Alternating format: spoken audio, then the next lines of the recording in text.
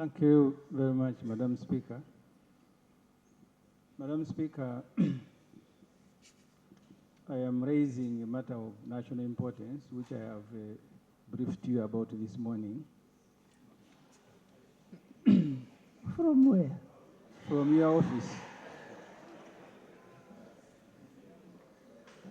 At least I didn't see you today.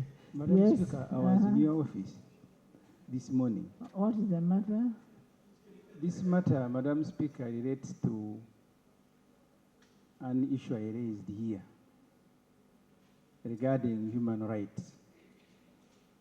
3 of us, members of parliament, from a party under construction, PFF, the Honorable Francis Mwijuche, the Honorable Kamara, and myself, were arrested taking a protest note to the Kenyan embassy. We are actually now reporting to court almost twice a month. When I raised this matter, the Attorney General made an undertaking to come here and brief Parliament why 3 MPs were roughed up like chicken thieves, but also to brief Parliament as to why 36 members of PFF were kidnapped from Kisumu and charged. It is called what? PFF. PFF. Yes. Madam Speaker, you know these things because you are in FDC. Madam Speaker, the 36. Honorable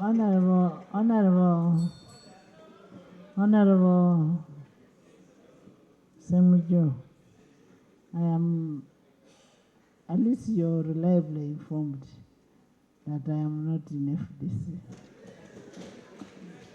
Madam Speaker, that's why I said you are in FDC. I'm not saying you are still there. Okay. But what is the issue? So the 36, the response that government promised relates to our arrest and then the kidnapping of the 36. Madam Speaker, why this matter becomes very important to receive an answer is that this government is squeezing people. You have just had 16 members of National Unity Platform being coerced by the army to plead guilty for offenses they did not commit. We have 36 who are there on terrorism. Our celebs are in court. So the reason and you are saying order. The other day, nearly the Fort Portal mayor was killed by NRM and his NRM. So those of you are just the order. Wait for your day tomorrow. So the issue I am raising, Madam Speaker, is an issue of human rights, deteriorating human rights. These military people who sit here every day are squeezing our people. That's why when they are here, they are just quiet. They are squeezing our people in courts of law. Instead of taking people in courts of law, they are squeezing them in their tribunals. So can we get that response, Madam Speaker, on those 3 issues? Those who were kidnapped, our arrest, the 16 new members who have been squeezed by the military to plead guilty for offenses they have not committed. Order. But order from our side, why don't you sit their side? Yes, there's an order. Sir, I said this matter was raised here, and government made an undertaking. I was actually given a copy by the clerk of parliament of the matters that government was going to answer. So I have that copy. That's why I am only demanding that government fulfills its bargain. They said they will come here and explain the arrest of members of parliament and then the kidnapping, because the kidnapping is not in court, it is suspect. Honorable Minister. Honorable Speaker and honorable members, I'm struggling to understand what the prayer of the Honorable Ssemujju is about, because all these matters are in court. Maybe what I can do is to find out how far the matter is in court and then come back and give a response. He can clarify the prayer. Thank you. Under Article 28 of our Constitution, and I would like to read. The presumption of innocence. No, 28:1 says, in determination of civil rights and obligations or any criminal charge, the person shall be entitled to fair, speedy, and public hearing before an independent and impartial court or tribunal. What the Honorable Ssemujju is raising is that the government is in the habit of hurrying to arrest persons they suspect of committing a crime, produce them in court, and thereafter relax. Producing a suspect in court to take plea and then keeping quiet for 4 years without any trial.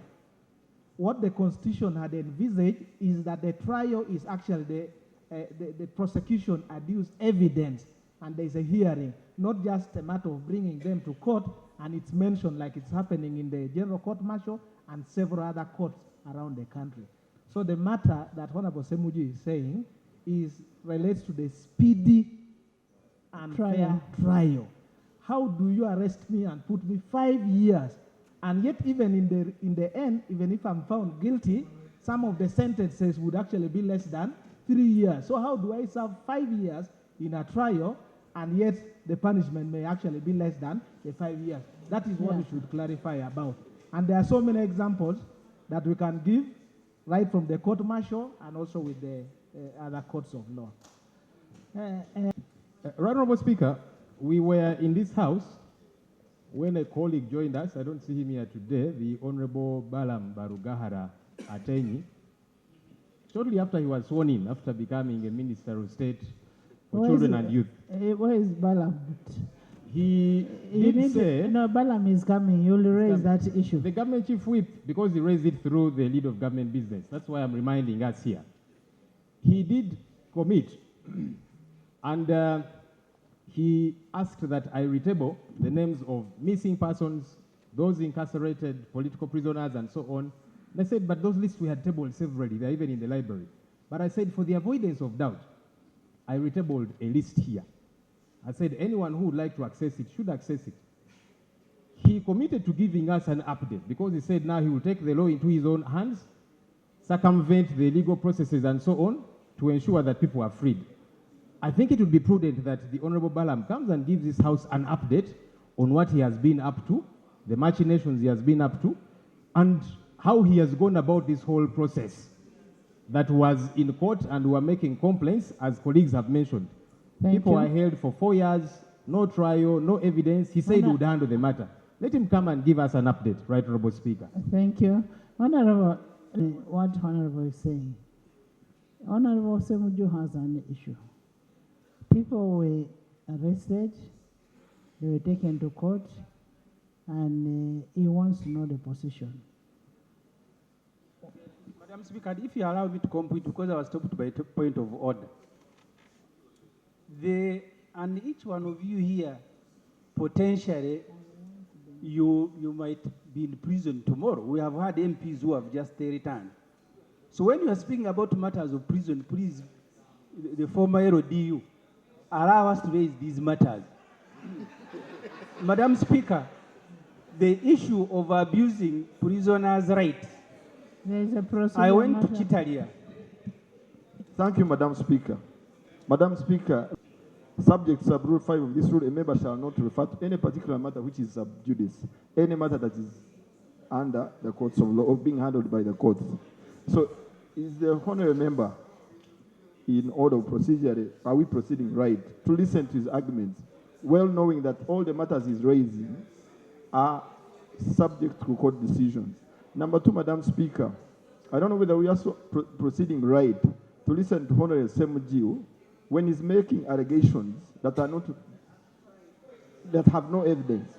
He mentioned that members of NUP were coerced into accepting certain charges, and there is no evidence to that. Madam Speaker, are we proceeding right? Honorable members, there is only one person who can determine whether the matter is sub judice or not, and it is only the Speaker.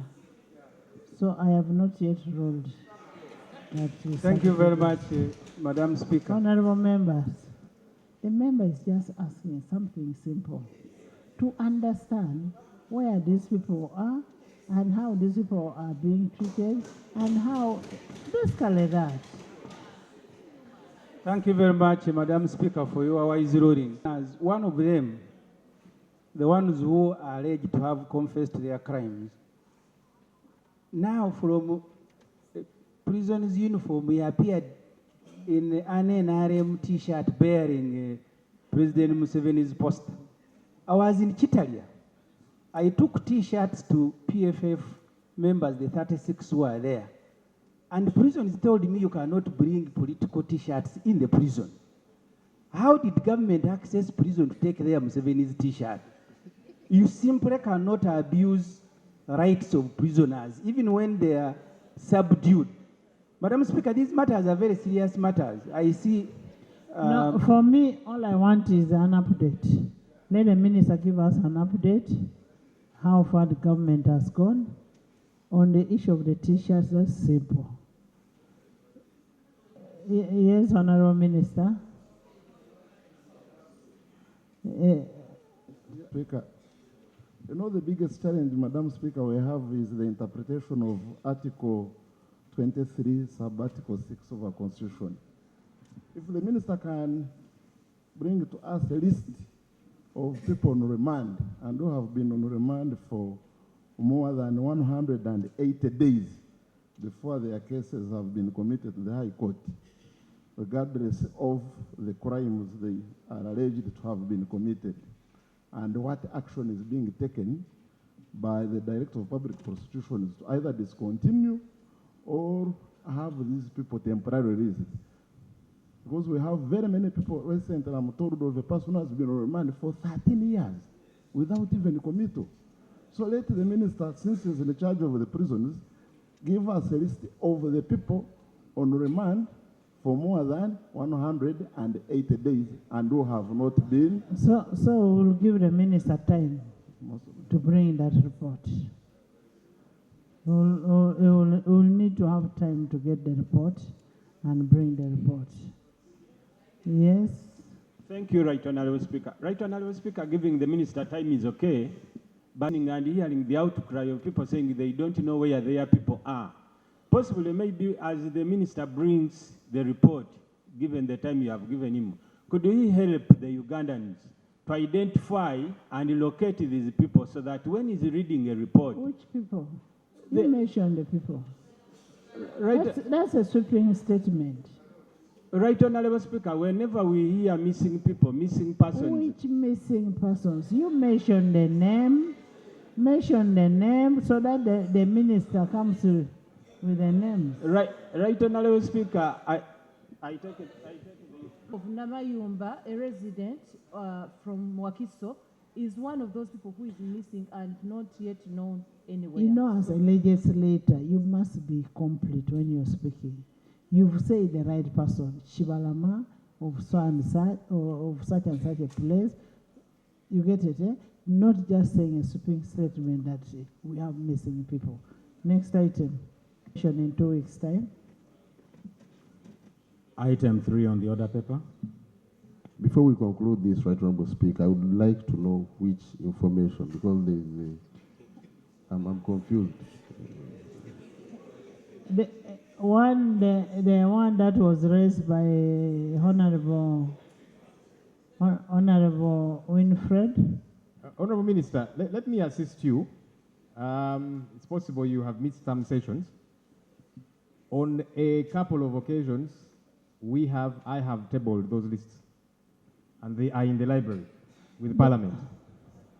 No. Of people that have been incarcerated, of missing persons, including a one John Bosco Chibalama, whom the Prime Minister told us was arrested. So she knows where he is.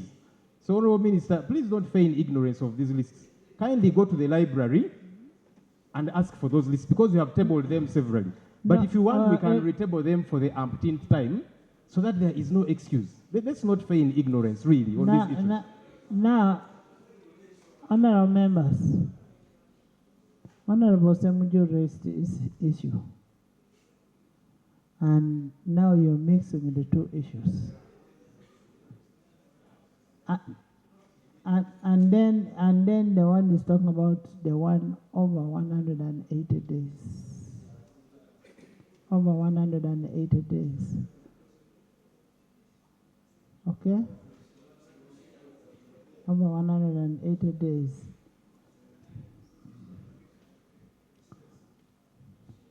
Is that understood, Honorable Minister?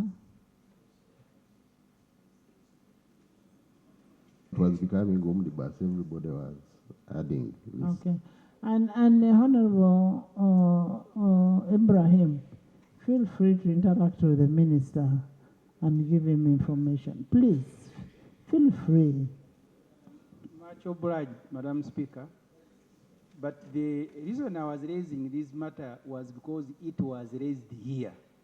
And they made a commitment to come and brief Parliament.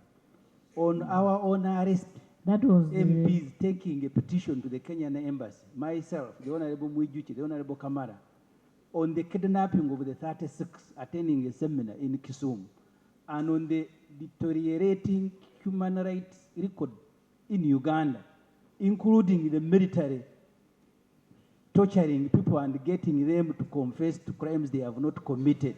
And so the government minister... we'll give that report in 2 weeks.